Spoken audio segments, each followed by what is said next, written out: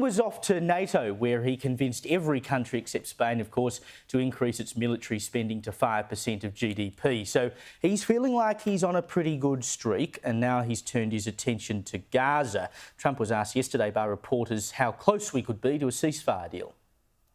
I think it's close. I just spoke with some of the people involved. It's a terrible situation that's going Gaza, he's asking about.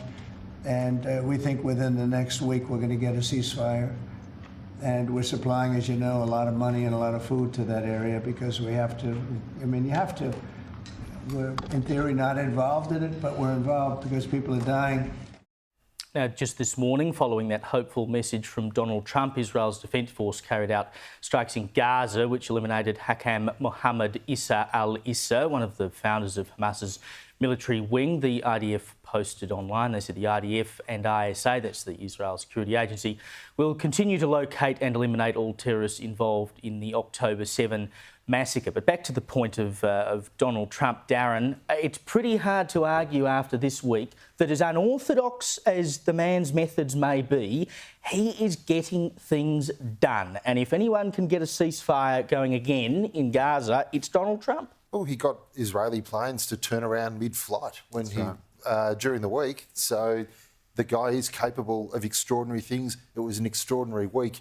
I think it's going to be fascinating to watch when that 5% target, as it becomes more real, how will NATO deal with Ukraine and how will Trump deal with NATO's role in Ukraine? That, to me, is going to be a massive litmus test of how close he is to European leaders, because from what we've seen, his view on a solution might be a little bit different to mainland Europe's. Yeah, indeed. And I mean, obviously, after the work this week of Trump, Evelyn, I think he's in a pretty good position to go to Israel and strong-arm them if he needs to some degree, and say, look, I did what you wanted me to do. I've had your back.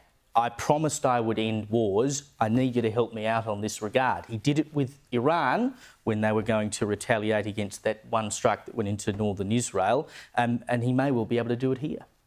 I certainly hope so. I think everybody can agree that, like, reverence for life and innocent life is at the utmost importance of all these things. So if we can do, and if Trump can do anything he can to prevent innocent lives on both sides of this war, being killed, then he should. I think, it actually serves Israel's best interest at this point in time for a ceasefire as well. And I mean, we can argue black and blue, we can say whether you agree or disagree, but if you go beyond the scope of just certain news, channels, globally speaking, Israel are starting to become incredibly unfavoured. And I know a lot of people don't like, and I'm not going to get into whether you agree on this or that. I'm merely talking statistically. The Pew Institute, in just this year alone, did a survey on 24 countries around the globe.